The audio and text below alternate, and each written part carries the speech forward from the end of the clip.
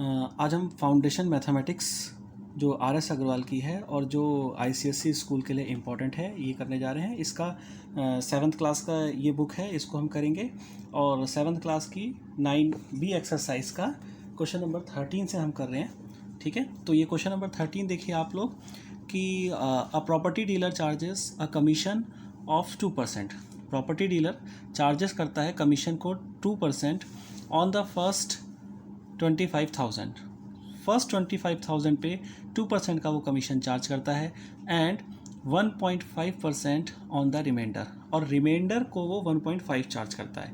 What commission does he charges for selling a plot of land for 1,30,000। 1,30,000 का एक plot वो selling करता है, उसके लिए वो कितना कमीशन का चार्ज करेगा, यही बात इसमें कही गई है।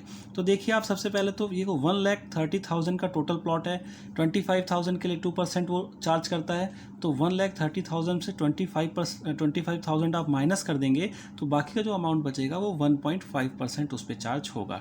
तो सबसे पहले 2% का चार्जेस निकाल लेते हैं, क्योंकि वो कह रहा है कि प्रॉपर्टी डीलर चार्जेस करता है कमीशन 2% ऑन फर्स्ट 25,000। ठीक है, तो यहाँ से आप कर सकते हैं, तो 25,000 पे कमीशन चार्ज। ठीक है,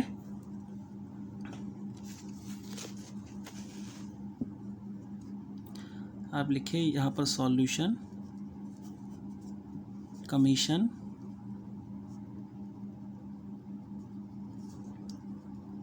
ऑन 25,000 ऑन 25,000 रुपीज़ कितना कमीशन होगा। ये 2% है। ठीक है, 2% कमीशन है, यानी कि 25,000 इंटू 2 अपॉन में 100। ये हो गया आपका 1010 यहाँ से कट गई, 25 2 जा 50 हो गया 50, यानी कि इतने रुपीज़ का जो चार्जेस है वो आपका 2% का है 25,000 पर। अब आपका रिमेनिंग अमाउंट कितना बचा, 1,30,000 टोटल है, तो रिमेनिंग अमाउंट है आपका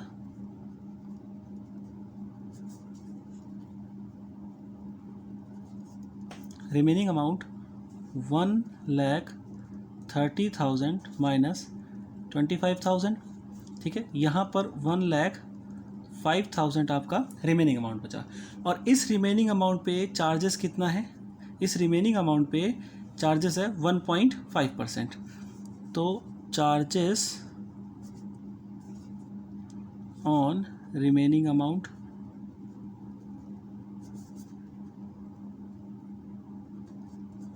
ठीक है 1,05,000 इंटू 1.5 अपॉन में 100, क्योंकि 1.5% था तो 1.5% का ये आपका अपॉन में 100 हो जाएगा। यहाँ से पॉइंट हटाएंगे, मल्टीप्लाई में 10 हो जाएगा। अब ये 3 0 है, 1 2 3 1 2 3, ये इससे 0 कट जाएंगी, और फाइनली आप इसे मल्टीप्लाई कर देंगे तो आपका ये आ जाएगा 15 5 जा 75, 5 कैरी 7 तो 0 है, तो 7 का 7 आ जाएगा, और 15 1 जा 15। इतने रुपीज़ आपका रिमेनिंग अमाउंट पे आ गया, यानी कि 1,05,000 पे। तो टोटल कमीशन कितना हुआ, टोटल कमीशन आप यहाँ पर हो गया ये 1,575 ये हो गया, और प्लस में 500, तो फाइनली आपका टोटल कमीशन हो गया ₹2075। ये आपका टोटल कमीशन आ गया। ठीक है, 13 क्वेश्चन हमारा यहाँ कंप्लीट होता है। क्वेश्चन नंबर 14 देखिए, क्वेश्चन नंबर 14 है आपका इन एन एग्जामिनेशन, एक एग्जामिनेशन में द मैक्सिमम मार्क्स आर 850। जो मैक्सिमम मार्क्स है वो 850 है, एग्जामिनेशन में maximum marks are 850। Rohit get 34% marks, Rohit जो 34% मार्क्स को गेट करता है एंड फेल्स बाय 17 मार्क्स, और वो 17 मार्क्स से फेल कर जाता है। फाइंड द पासिंग मार्क्स, सबसे पहले आपको पासिंग मार्क को फाइंड आउट करना है। तो मैक्सिमम मार्क्स कितना है, देखिए अगर इसको हम 2 पार्ट में बांट दें तो यहाँ पर पहला पार्ट है आपका मैक्सिमम मार्क्स। अगर आप देखिए तो मैक्सिमम मार्क्स कितने हैं, मैक्सिमम मार्क्स हैं 850। अब रोहित को कितने मिले, रोहित गेट्स मार्क्स परसेंटेज में तो मिले 34%, और वैसे उसको मार्क्स कितने मिले, वैसे उसको मार्क्स मिले 850 इंटू 34 अपॉन में 100।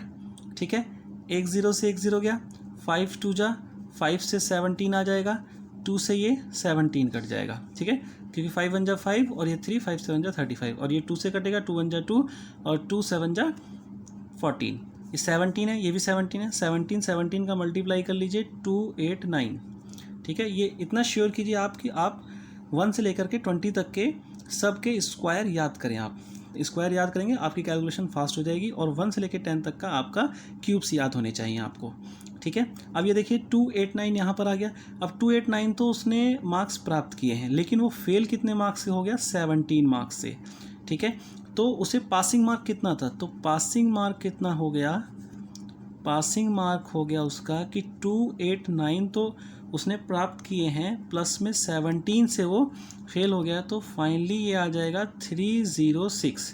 इतने मार्क्स ये पासिंग मार्क्स हैं, इतने मार्क्स हो गए। ठीक है, अब दूसरी बात वो यहाँ पर ये कह रहा है कि the minimum percentage for passing marks, passing marks के लिए मिनिमम परसेंटेज कितनी है। ठीक है, तो टोटल आप परसेंटेज कैसे निकालते हैं, परसेंटेज पासिंग मार्क्स के लिए, परसेंटेज फॉर पासिंग मार्क, आपके स्कूल में भी जो परसेंटेज होती है, ठीक है, वो कैसे निकालते हैं आप, तो ऑब्टेन्ड मार्क्स, जो आपने ऑब्टेन करा है मार्क्स को, वो आप पहले लेते हैं, ऑब्टेन मार्क्स अपॉन में क्या करते हैं, टोटल मार्क्स। ठीक है, ऑब्टेन मार्क्स अपॉन में टोटल मार्क और मल्टीप्लाई बाय 100। ठीक है, ऐसे आप क्या निकालते हैं, परसेंटेज निकालते हैं। तो आपका ऑब्टेन मार्क्स यानी कितने मार्क्स आपने प्राप्त किए हैं, भाई उसने पासिंग मार्क पूछा है, तो पासिंग मार्क का परसेंटेज आपसे पूछ रहा है कि minimum percentage for passing marks. ठीक है, तो पासिंग मार्क्स का कितना मिनिमम मार्क्स है, आपने अभी निकाला है 306, तो ये 306 आपका मिनिमम पासिंग मार्क्स है। कितने आपको चाहिए, टोटल मार्क्स कितने हैं, टोटल मार्क्स 850 और ये इंटू में 100 हो जाएगा। ठीक है, यहाँ देखिए 1 0 से 1 0 गई, और ये 5 के टेबल में 2 टाइम, 5 के टेबल में 17, ये अभी हमने डेट करा था, और 17 से ये कटेगा, 17 1 जा 17 और ये कितना बचा, 13 बचा, 136 हो जाएगा, 17 8 जा 136 और 18 2 जा 36, यानी कि 36% जो है वो क्या है, पासिंग मार्क है। क्लियर हुआ, ये 2 क्वेश्चन यहाँ हो गए। नेक्स्ट क्वेश्चन देखिए, क्वेश्चन नंबर 15 है। ठीक है, क्वेश्चन नंबर 15 आपका है, a student secure 90%, 60%, 54% marks in 3 test paper. 3 test paper में उसके मार्क्स जो होते हैं वो 90% होते हैं, 60% होते हैं, 54% होते हैं, विद मैक्सिमम मार्क्स। इसमें मैक्सिमम मार्क्स कितना है, 100 का है, 150 का है, 200 रेस्पेक्टिवली। यानी कि रेस्पेक्टिवली का मतलब ये है कि ये जो मार्क्स दिए गए हैं ये क्रमशः इतने इतने टोटल मैक्सिमम मार्क्स हैं इनके। यानी कि आपका 100 मार्क्स में, अगर 100 मार्क्स का पेपर है तो उसे इसमें 90% मार्क्स मिले हैं। अगर 150 का मार्क्स का पेपर है तो उसे इसमें 60% मिले हैं, और अगर आपका 200 मार्क्स का एग्जामिनेशन है तो उसे इसमें 54% मार्क्स मिले हैं। ठीक है, अब आप क्या कर सकते हैं कि इसमें आपको क्या पूछा है कि फाइंड हिज एग्रीगेट परसेंटेज, उसकी एग्रीगेट परसेंटेज कितनी है, तो इसमें आप निकालिए, हर सब्जेक्ट्स का अलग अलग लेके निकाल सकते हैं। अब देखिए इन फर्स्ट पेपर, ठीक है, अब मैं सबसे पहले इन फर्स्ट टेस्ट पेपर, सबसे पहले हम फर्स्ट टेस्ट पेपर का निकाल लें। तो फर्स्ट टेस्ट पेपर में क्या था कि 90% फर्स्ट टेस्ट पेपर में, ठीक है, फर्स्ट टेस्ट पेपर में स्टूडेंट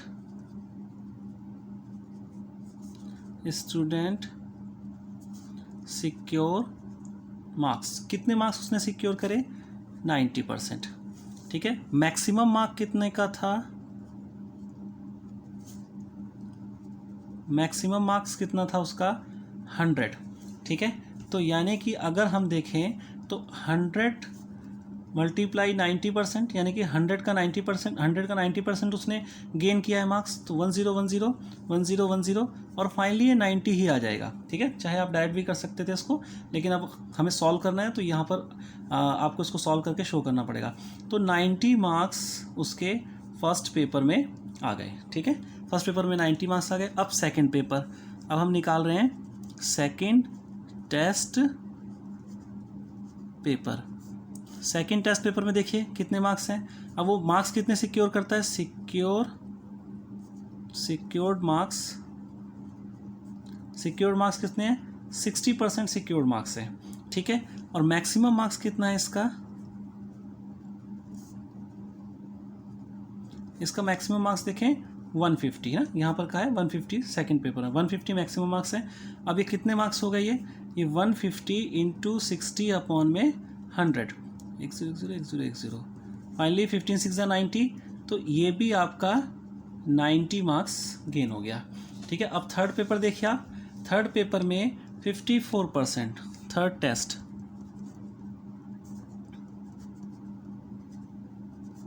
टेस्ट पेपर में सिक्योर्ड मार्क्स कितना है, 54%, ठीक है। और इसका मैक्सिमम मार्क्स कितना है, मैक्सिमम मार्क्स इसका 200, ठीक है। क्लियर है बात यहाँ पर। तो अब यहाँ पर क्या आएगा, 200 मल्टीप्लाई बाय 54 अपॉन में 100 हो जाएगा, ठीक है। 10101010, फाइनली 2 मल्टीप्लाई बाय 54 और ये 108 आ जाएगा, 2 4 8 2 5 10, ठीक है। अब तीनों टेस्ट पेपर को, सबसे पहले तो तीनों टेस्ट पेपर के मैक्सिमम मार्क्स देखिए कितने हैं, ठीक है। मैक्सिमम मार्क्स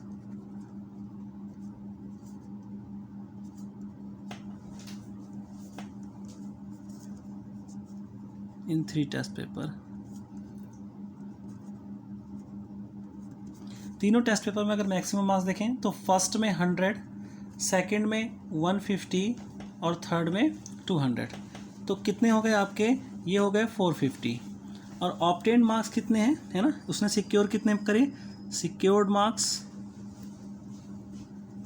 अभी हमने निकाला है हर किसी का सिक्योर्ड मार्क्स, तो फर्स्ट में 90 हो गया, सेकंड में 90 हो गया, थर्ड में 108, यानी कि ये आपका हो गया 288 मार्क्स उसने गेन करे हैं, ठीक है।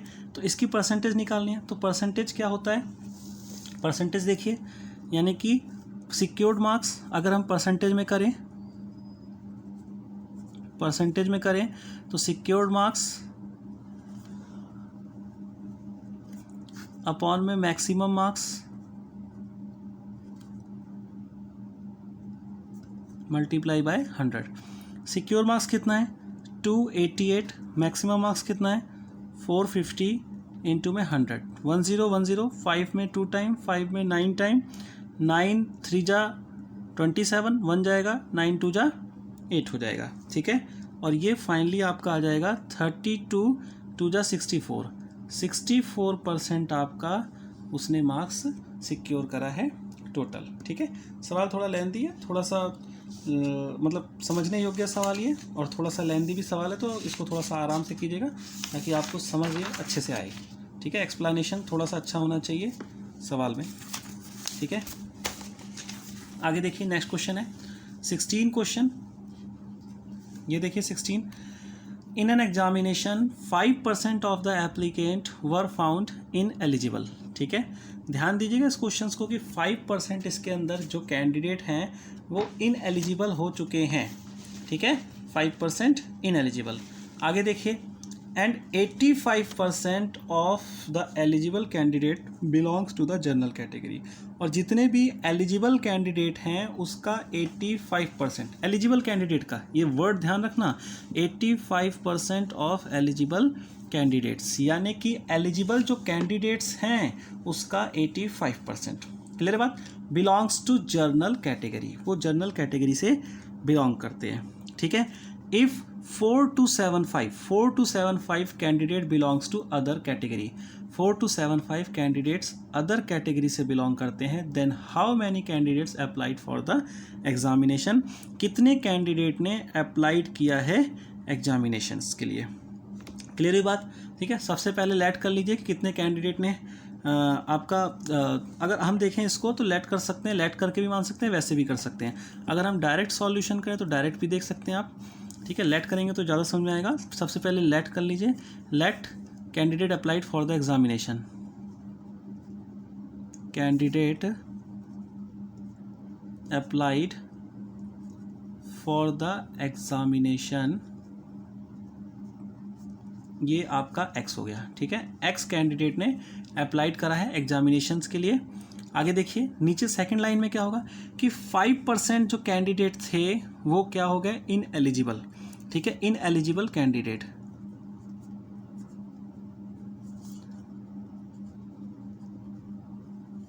इन एलिजिबल कैंडिडेट कितने हैं, 5%, ठीक है। जब 5% इन एलिजिबल हो गए तो एलिजिबल कैंडिडेट कितने होंगे, ठीक है, एलिजिबल कैंडिडेट कितने होंगे भाई, 5% तो इन एलिजिबल हो गए ना, तो 100% टोटल कैंडिडेट होते हैं, और टोटल में से 5 आपने माइनस कर दिया तो फाइनली 95% आपका क्या हो गया, एलिजिबल कैंडिडेट हो गए। क्लियर है बात, फिर से बता रहा हूँ मैं कि इन एलिजिबल कैंडिडेट 5% है, टोटल कैंडिडेट कहीं भी टोटल जो होता है वो 100% होता है, तो टोटल कैंडिडेट 100% हो गए, 5% माइनस कर दिया आपने, 95% आपके कैंडिडेट एलिजिबल हो गए। क्लियर है बात। और कह रहा है कि 85% of the eligible candidate belongs to general category, ठीक है, candidate belongs to general category, ठीक है। जनरल कैटेगरी से कैंडिडेट कौन से बिलोंग कर रहे हैं, यानी कि 95%, ठीक है, 85% ऑफ द एलिजिबल कैंडिडेट, और एलिजिबल कैंडिडेट कितने हैं, 95% है, तो 95% कैंडिडेट, इसको आप ऐसे भी लिख सकते हैं 85% ऑफ 95%, ठीक है। ये थोड़ा सा तरीका समझिए, क्योंकि 85% कैंडिडेट यहाँ पर लिखा था हमारा, 85% candidate of the eligible candidate, तो हमने 85% कर दिया ऑफ एलिजिबल, हमारे कितने कैंडिडेट थे, 95% थे, ठीक है।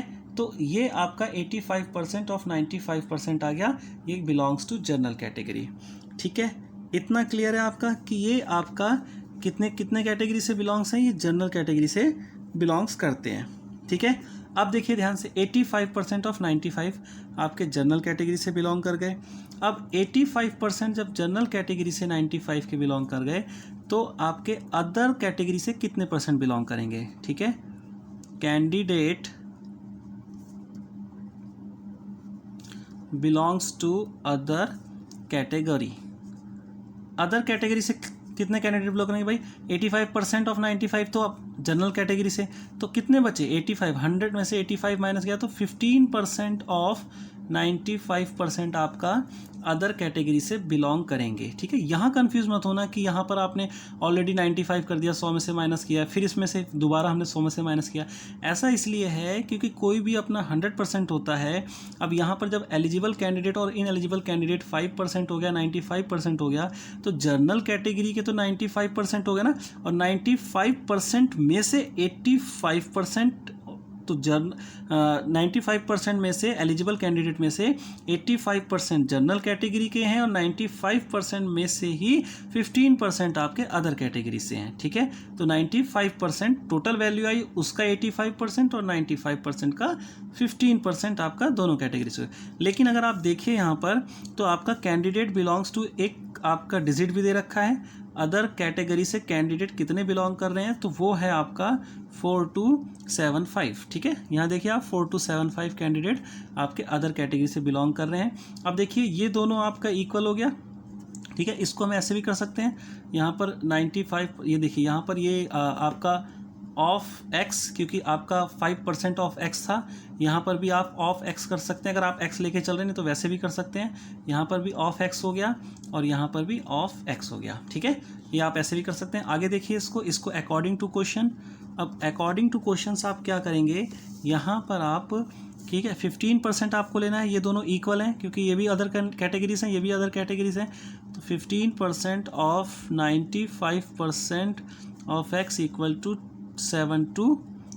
4275, ठीक है। ये हो गया आपका। अब आपको क्या करना है, एक्स को यहीं रहने दो, 4275 ये अपॉन में चला जाएगा, 15 इंटू में 95, और इसके साथ जो 100 होगा वो आपका ऊपर मल्टीप्लाई कर जाएगा, ठीक है। ये हो गया आपका। अब इसको काट दीजिए, 5 के टेबल से काटिए, 5 से 5 1 जा 5, 4 आया, 5 9 जा 45, ठीक है। यहाँ पर 5 से काटेंगे, 5 8 जा 40, 2 आया, 5 5 जा 25, 5 5 जा 25 आ गया। अगेन ये 5 से कट जाएगा, 5 3 जा और 5 से फिर कटेगा, 5 1 जा 5, 5 1 जा 5, ये 3 आ गया, 5 7 जा और 5 1 जा, 3 से कट जाएगा, ये 7 1 8 9 कट जाएगा। ये 3 से इसको काटेंगे कितने टाइम में जाएगा, 3 5 जा 15 और 2 बचा, 3 7 जा 21 और 19 से 3 टाइम में आता है 57। तो फाइनली आपकी x की वैल्यू बची, ये इधर से 3 बचा, ठीक है, इधर से आपका 100 बचा और इधर से आपका 100 बचा, यानी कि आपकी कितनी वैल्यू बच गई है, 30,000 x की वैल्यू आ गई। ठीक है, तो आपका कितने कैंडिडेट ने अप्लाई करा था, 30,000 ने। थोड़ा सा सवाल को समझना है बस, और कुछ नहीं, जल्दी से सवाल हो जाएगा आपको। ये मैंने x मान लिया था लेकिन इसको मैंने बाद में समझाया, थोड़ा सा समझ में आ जाए इसलिए। ठीक है, कि 5% ऑफ x है, 95% ऑफ x है, 95 का 85% जनरल कैटेगरी का है, 95 का 15% अदर कैटेगरी का है, जो इसके बराबर है, इसको इसके हमने बराबर रख दिया और हमारी x की वैल्यू आ गई। ठीक है, तो यहाँ पर ये क्वेश्चन हो जाता है। अब आपका 17 क्वेश्चन है, देखिए इसको।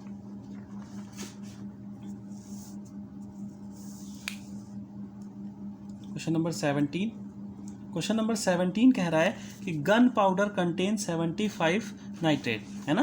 गन पाउडर जो है वो 75 आपका नाइट्रेट कंटेन कर रहा है, 10% सल्फर कंटेन कर रहा है, ठीक है, and the rest of it is charcoal, और जो रेस्ट है उसका क्या है, वो चारकोल है। ठीक है, क्लियर है बात यहाँ से। तो अब ये गन पाउडर देखिए, इसको ऐसे लेते, नाइट्रेट कितना कंटेन कर रहा है, ये नाइट्रेट कंटेन कर रहा है 75%, ठीक है। सल्फर कितना है, सल्फर आपका कितना है, सल्फर है आपका 10%, ठीक है, और चारकोल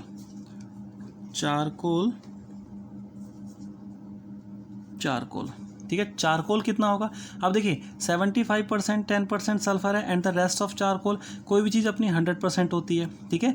अब ये 100% है तो 100% में से इन दोनों को आप माइनस कर देंगे तो आपका क्या आ जाएगा, चारकोल आ जाएगा, यानी कि आपका 100 माइनस 85 इक्वल टू 15% आपका चारकोल हो गया। ठीक है, यहाँ तक क्लियर है, 15% चारकोल है। अब वो क्या क्वेश्चन में कह रहा है कि find the quantity of charcoal in 8 kg of gun powder. अगर 8 kg का गन पाउडर है तो उसके अंदर चारकोल कितना होगा। ठीक है, 8 kg का गन पाउडर, अब 15% टोटल चारकोल है, 8 kg का टोटल गन पाउडर हो जाता है, तो 8 kg का 15% निकाल देंगे। ठीक है, 15% ऑफ 8 kg, क्यों, क्योंकि भाई 15% चारकोल है, टोटल गन पाउडर की आपकी क्वांटिटी 8 kg है, तो आप 8 kg का 15% निकाल दीजिए। ठीक है, ये आपका आ जाएगा। अब ये फाइनली आपका हुआ, ये 15 का 8 से मल्टीप्लाई करेंगे 120 और ये 0, 1 0 से 1 0, 1.2 आ जाएगा kg आपका, ये हो जाएगा आपका चारकोल गन पाउडर में। ठीक है, ये यहाँ क्वेश्चन खत्म होता है। थोड़ा सा इजी क्वेश्चन था, छोटा क्वेश्चन था। आगे देखिए आप क्वेश्चन, नेक्स्ट क्वेश्चन है N alloy consist of 13 part of copper. ठीक है, एक अलॉय है जिसके अंदर 13 पार्ट है कॉपर का, 7 पार्ट ऑफ जिंक है एंड 5 पार्ट ऑफ निकेल। ठीक है, ये चीज़ें हैं। Find the percentage of copper in alloy, आपको परसेंटेज ऑफ कॉपर की फाइंड आउट करनी है अलॉय में। ठीक है, अब इसका सॉल्यूशन देखिए। अगर मैं कॉपर पार्ट, ठीक है, अगर मैं करूं कॉपर पार्ट,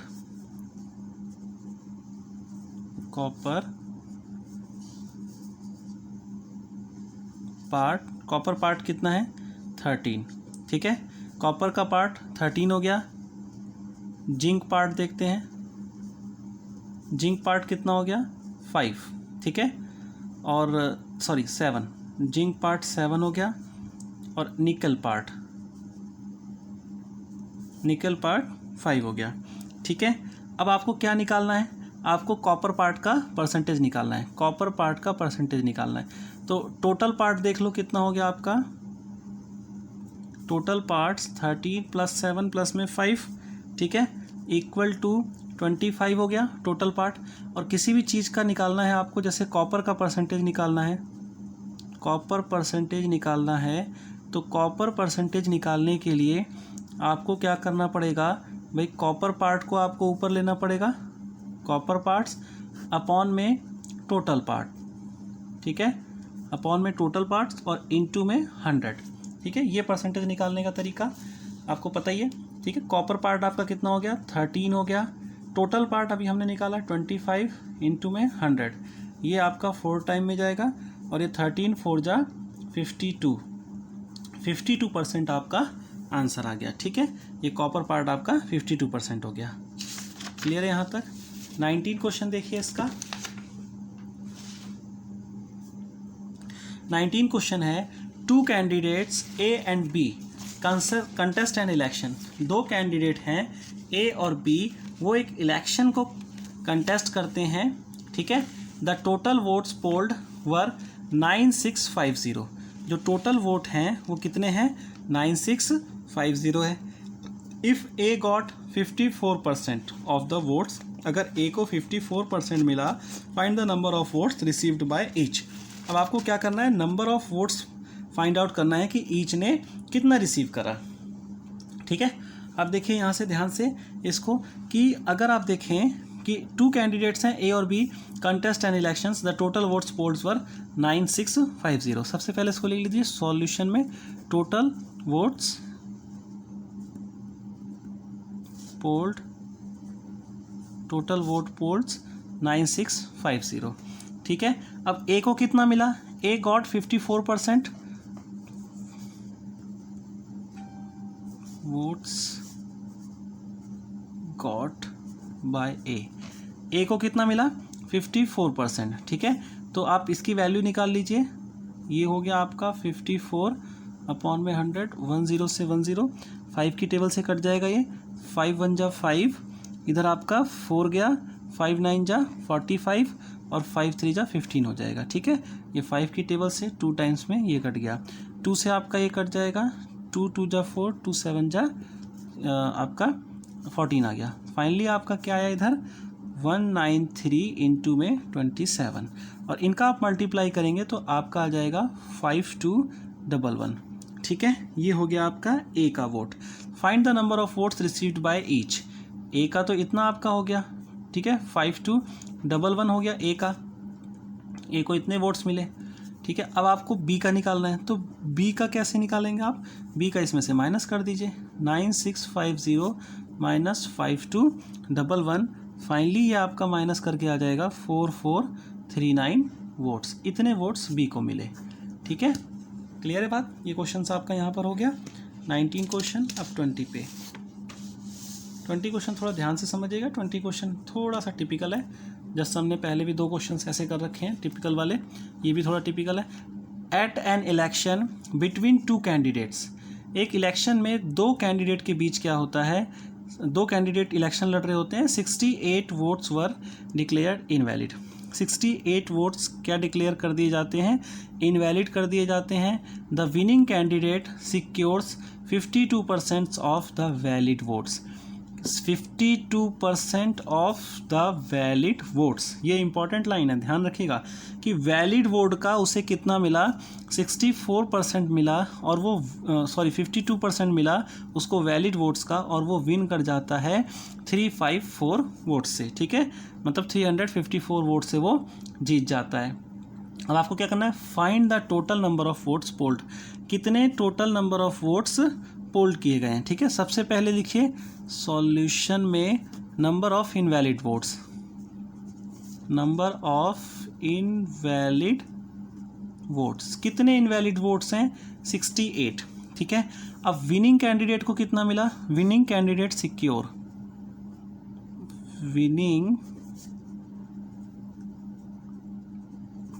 कैंडिडेट सिक्योर्स, इसने 52% सिक्योर किए विनिंग कैंडिडेट को।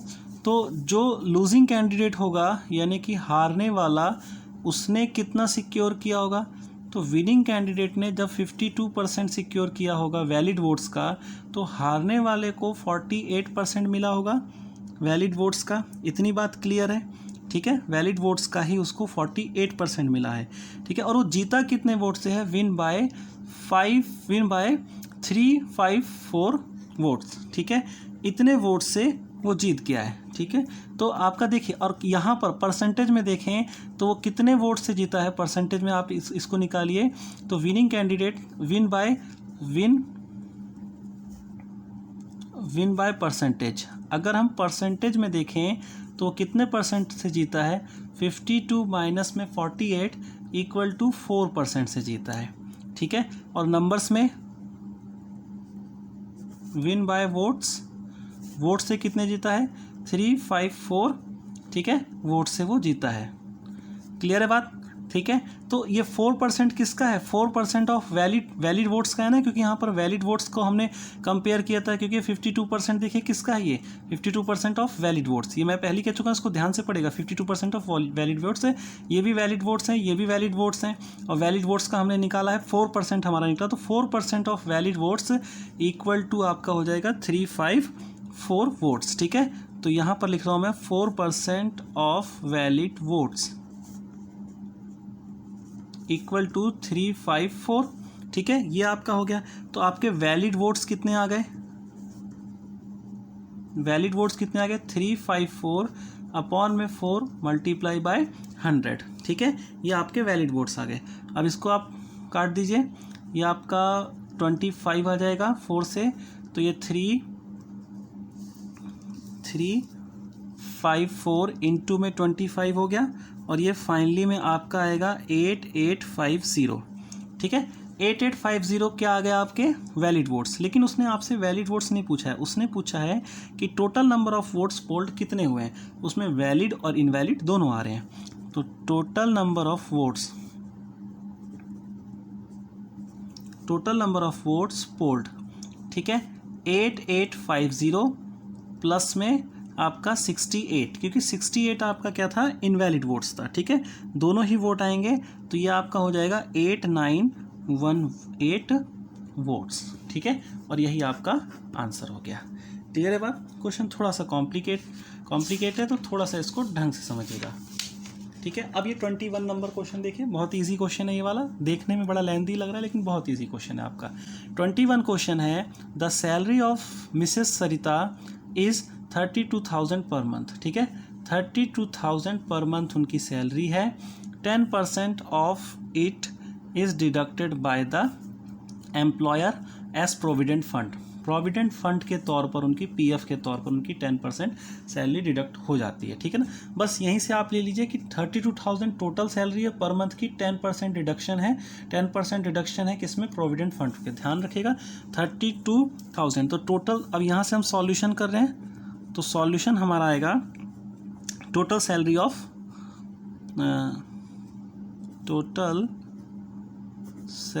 ऑफ मिसेस सरिता। ठीक है, मिसेस सरिता की टोटल सैलरी कितनी है, 32,000 पर मंथ। ठीक है, यही सैलरी है उनकी, 32,000 पर मंथ, और 10% डिडक्शन था प्रोविडेंट फंड में। ठीक है, डिडक्शन इन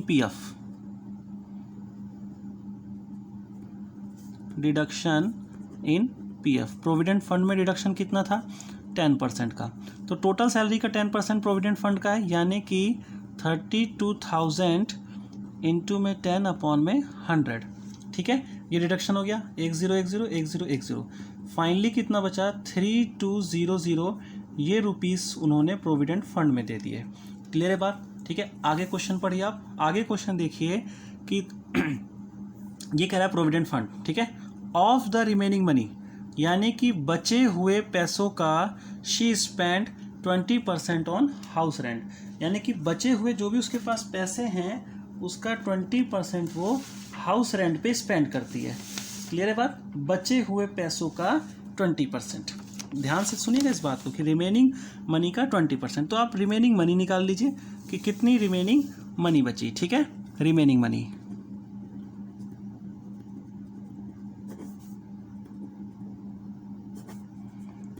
मनी कितनी बची भाई, 32,000 तो टोटल था, उसमें से 3200 उसने पीएफ में खर्च कर दिया, और फाइनली उसके पास 28800 ये उसकी रिमेनिंग मनी बची है। अब हाउस रेंट पे कितना वो खर्च करती है, हाउस रेंट पे हमने पढ़ा था 20%। ठीक है, 20%। तो हाउस रेंट, अब हाउस रेंट की बारी आ गई। तो कितना है 2880 इंटू 20/100। इसका 20% खर्च किया था, तो यानी कि 5760। इसको मल्टीप्लाई कर देंगे 200, 2 8 जा 16, 1 2 8 जा 16 17, 2 2 जा 4 एंड 1 5। ठीक है, इतने रुपीज़ उन्होंने हाउस रेंट पे खर्च कर दिए। क्लियर है बात? आगे देखिए, यहाँ से देखिए कह रहा है शी स्पेंड, देखिए ये इस चीज़ को पढ़िए, of the remaining money she spend 20% on house rent. अब रिमेनिंग का ही वो 20% हाउस रेंट पे खर्च कर रही है और रिमेनिंग का ही 46% फूड पे खर्च कर रही है, 14% एजुकेशन ऑफ चिल्ड्रन पे खर्च कर रही है, 10% ऑन अदर एक्सपेंसेस है। क्लियर है बात? तो अब इसमें से माइनस नहीं करना है आपने, ठीक है, क्योंकि वो रिमेनिंग का ही 20%, 46%, 14% ऐसे करके खर्च कर रही है, उसने माइनस नहीं करना है आपने। अब आपने रिमेनिंग का सबका निकाल देना है, यानी कि हाउस रेंट तो आपने 20% रिमेनिंग का निकाल दिया। अब इसी का फूड आप निकाल दीजिए, ठीक है, आप फूड निकाल दीजिए। थर्ड फूड हो गया आपका। फूड कितना हो जाएगा कि इसका ही 46% वो फूड पे खर्च कर दे रही है, और इधर आ जाएगा 46 की इससे मल्टीप्लाई हो जाएगी, तो 13248 ये मनी उसने फूड पर खर्च कर दी। क्लियर है? फोर्थ अगले स्टेप पे क्या बोलती है वो, एजुकेशन। ठीक है, एजुकेशन पे कितना है 14% है, यानी कि 28800 इंटू में 14/100 ये उन्होंने एजुकेशन पर खर्च कर दिया। तो फाइनली 4032 इतना रुपीस आपका एजुकेशन पर आ गया। ठीक है, आगे देखिए अदर एक्सपेंसेस। अदर एक्सपेंसेस कितना है, अदर एक्सपेंसेस कितने हैं उनके 10% है, तो 10% यानी कि सेम अमाउंट का 10% हो गया। तो फाइनली आपका कितना आ गया 2880। क्लियर है बात? इतना रुपीस अदर एक्सपेंसेस हो गया।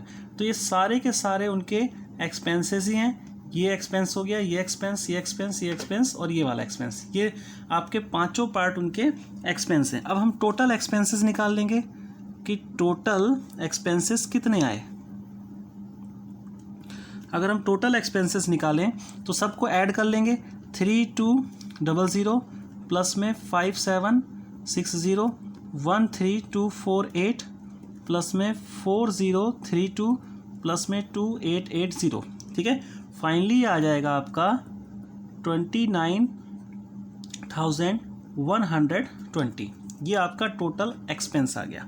ठीक है, टोटल एक्सपेंस आ गया। अब जब टोटल एक्सपेंस ये है और टोटल मनी हमारे पास 32,000 थी, तो हमारी सेविंग कितनी आएगी 32,000 माइनस में 2910, तो फाइनली आपकी सेविंग आ गई 2880 रुपीज़।